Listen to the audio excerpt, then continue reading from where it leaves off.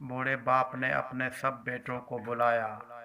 सारे बेटे आस पास बैठ गए।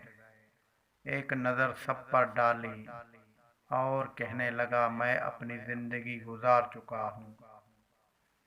उससे पहले कि आंखें बंद हो जाए, अपनी जायदाद तुम में तकसीम करके जाऊंगा। सबको अच्छा खासा मिलेगा, मगर ये तुम्हारी जिम्मेदारी है कि तुम अपनी बहनों को मजबूर करो कि वो अपने हक से दस्तबरदार हो जाए, वरना क्या होगा अब्बा जान। सबसे छोटा बेटा पूछ बैठा। बूढ़े बाप के चेहरे पर कई तलग लहरें आई और गुजर गई। खुश होंठों पर ज़ुबान फेर कर बोला।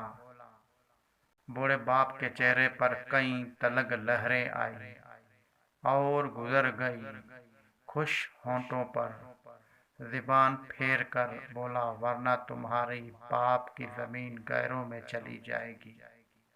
छोटा ज़रा खुद सरसा था, पूछने लगा, अब्बा जान, बेटी को जायदाद से हक देने का हुक्म तो खुदा का है।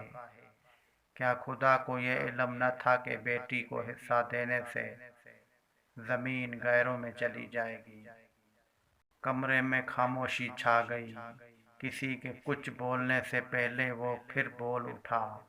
बेटी को ज़मीन देते हुए आपको लगा कि ज़मीन गैरों में चली जाएगी, मगर दामाद को बेटी देते हुए आपने क्यों न सोचा कि बेटी गैरों में चली जाएगी।